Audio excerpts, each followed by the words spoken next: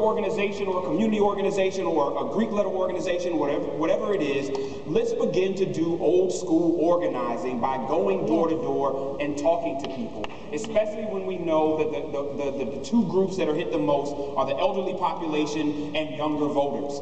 Talk about it. Partner with the radio stations to be able to get the message out there.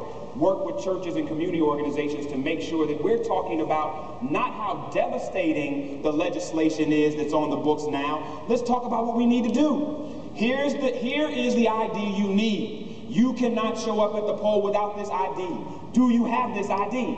If yes, do you know where you're supposed to vote? If you don't, here's where you go to find out where you have to vote. If you don't have this ID, we need you to come to this place every Saturday to say you don't have this ID, and then we've raised money for stipends for people to be able to prove financial want and to be able to pay for them to get an ID.